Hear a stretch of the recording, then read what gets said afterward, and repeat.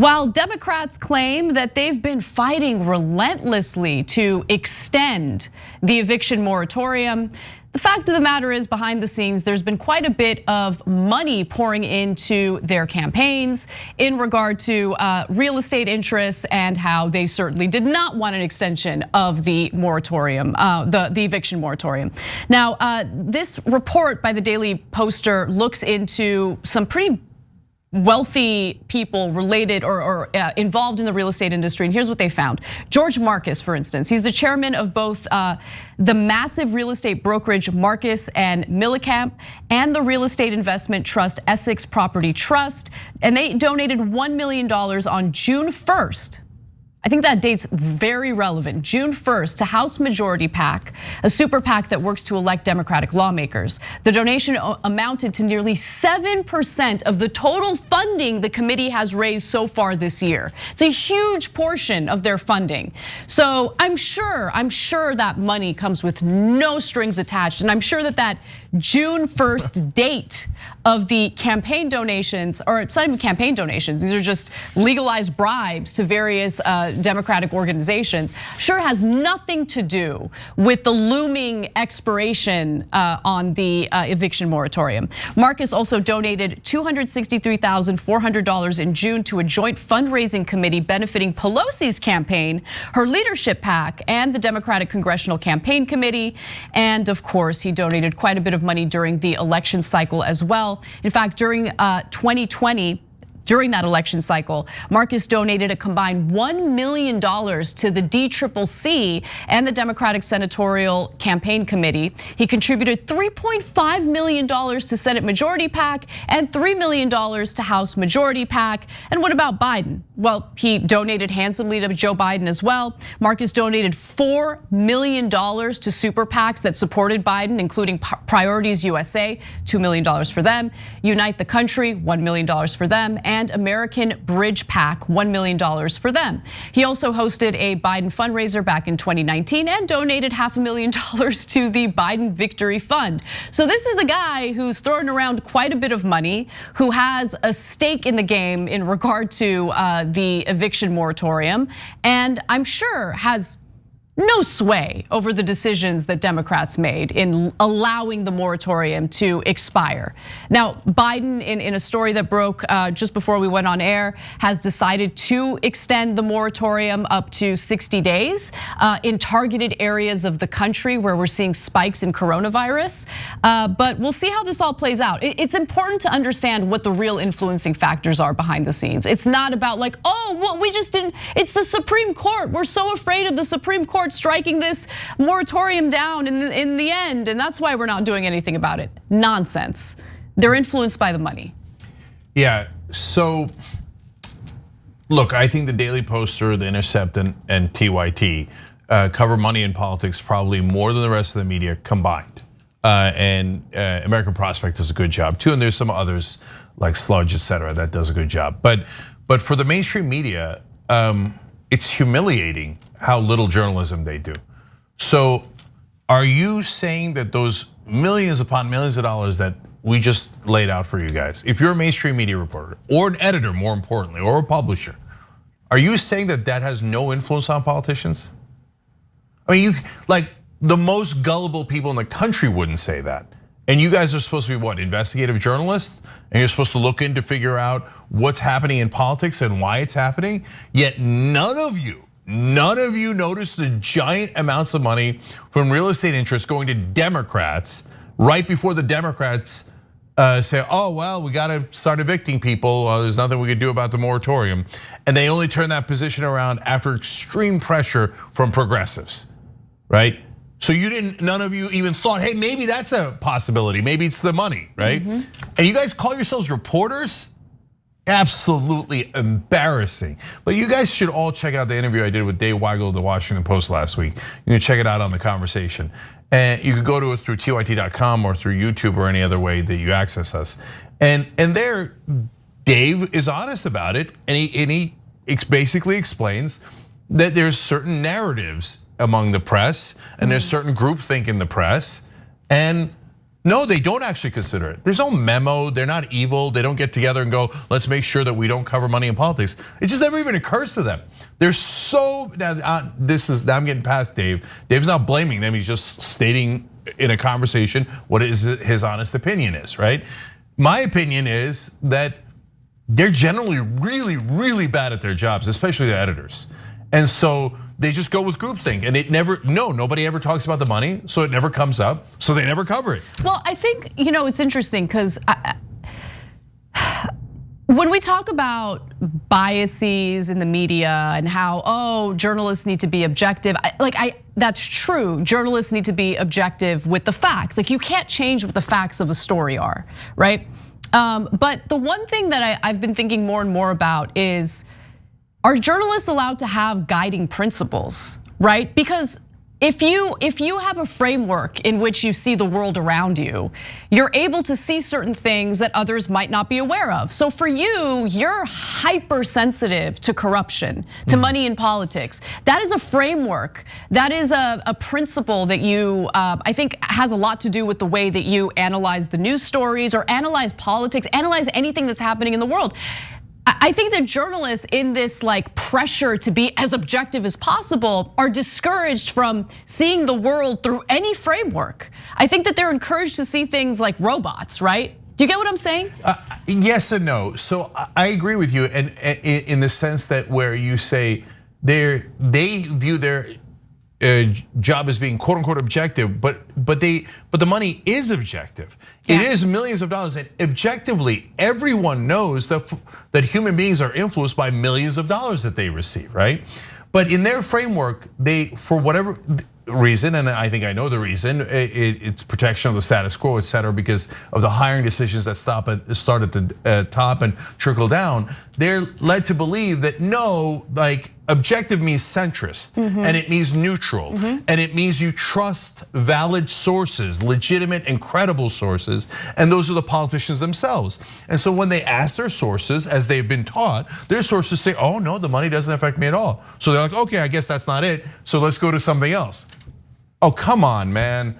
Okay, now, and I want to explain though, I'm not driven by ideology or philosophy on money in politics. I didn't start thinking when we started the Young Turks 19 years ago. I didn't think it was money in politics. I knew something about it, but I didn't know a lot about it.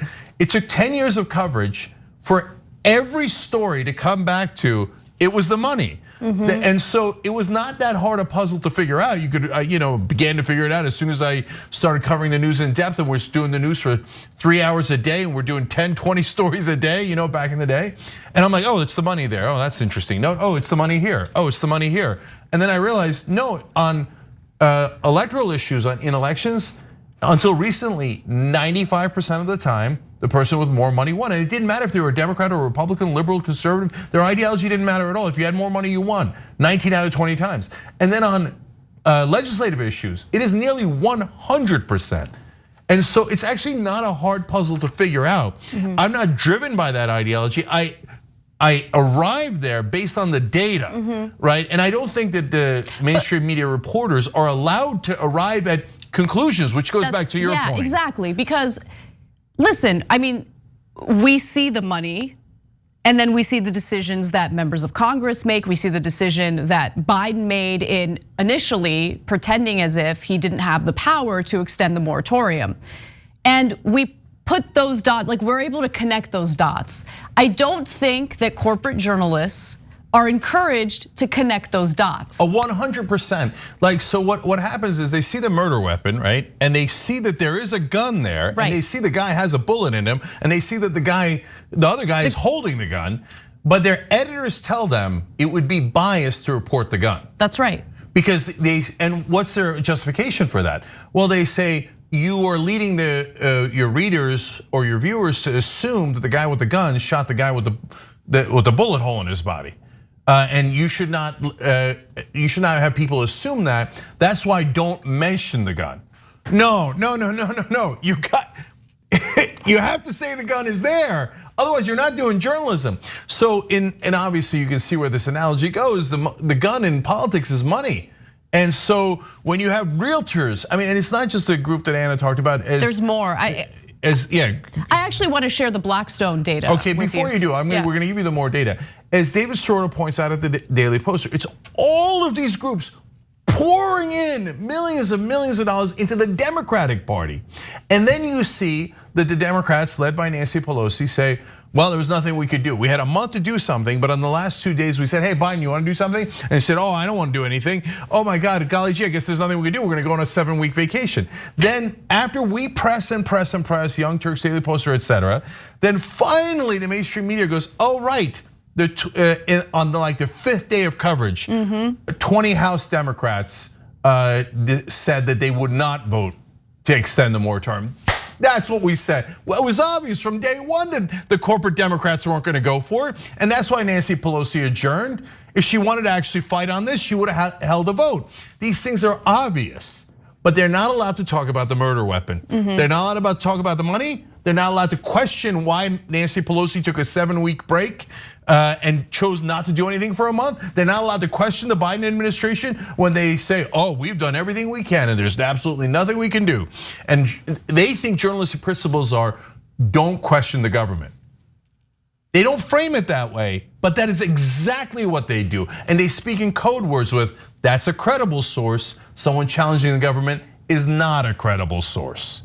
And that's how media got polluted. Now, look at all these facts. So before I get to Blackstone, which we've done a lot of coverage of recently, I want to focus on just how much is at stake for people like George Marcus, because he's throwing around tens of millions of dollars on the Democratic Party alone.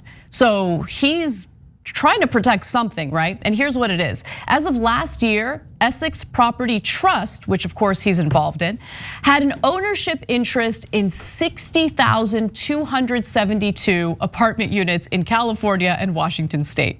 Over the last 2 election cycles, Essex Properties Trust donated $23.5 million to committees that opposed ballot initiatives that would have allowed rent control measures in California. So when we talk about our democratic system and the importance of democracy in any given country, including our own, understand that all of that is just completely undermined by the tens of millions of dollars goons like George Marcus can give members of Congress or to presidential candidates to essentially drown out the will of the American people. Now, going to Blackstone Group during the 2020 election cycle had executives from their group, Blackstone, donate $2.3 million to Senate Majority PAC, $250,000 to House Majority PAC, and $350,000 to Unite the Country, a pro-Biden super PAC. In June, Blackstone announced that it was buying Home Partners of America, a single-family home rental business that owns more than 17,000 homes. Remember, Blackstone is the private equity firm that we've talked about because they're literally snatching up single-family residents, not to even flip them, but to turn homes that typically middle-class Americans are able to buy and build wealth, and they're just turning them into rentals so they can become, they can monopolize the rental market and essentially become the top slumlords in the country. And guys, George Marcus might have had massive issues with Donald Trump and be worried about the country, and that's why he poured millions into Joe Biden's campaign. If it was just that, I would tell you that and say, well, you don't know. We'll give you the facts, but we're not going to tell you he shot the other guy, right? In that analogy that we were using earlier. And I don't mean to use a violent analogy, but so he could have good intent as well, right? But when he gives another $1 million when there's no election anywhere coming up on June, right before he knows they're about to vote on the most important real estate issue, that's where you go, oh, maybe it's not just because he's a good person who agrees with the Democrats on social issues. It's possible he's got an economic interest here worth tons and tons of money. And then when Blackstone comes in, and there ain't no moral champions at Blackstone. It doesn't mean that every person who worked at Blackstone is a bad person. Of course not, right? But can Blackstone as an entity do things for charity? No.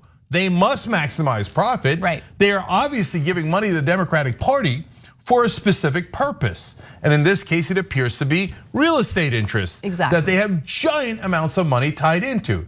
If you're a reporter, we're not telling you to say that person A in that again, questionable analogy, sorry that it involves violence, but it's an obvious way of thinking about it, that person A shot person B, but you must report that there was a gun, right? So in this case, you must at least report that it is possible that whether it's Marcus and Millchap, Blackstone, or the other real estate interests poured in tons of money into the Democratic Party, and that might have been a factor in the Democratic Party deciding until today, maybe we don't need to extend the eviction moratorium.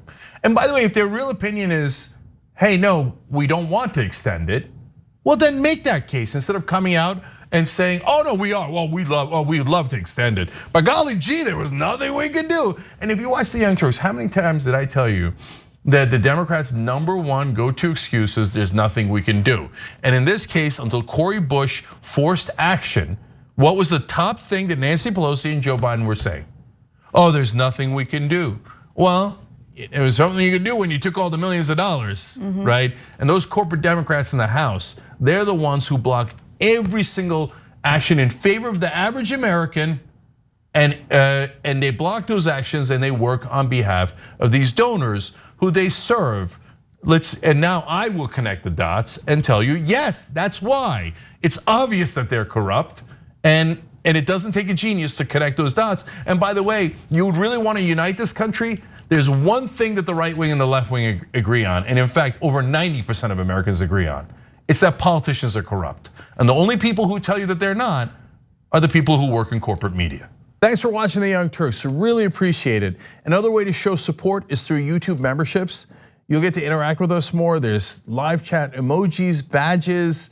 You've got emojis of me, Anna, John, JR. So those are super fun. But you also get playback of our exclusive member-only shows and specials right after they air. So all of that, all you gotta do is click that join button right underneath the video. Thank you.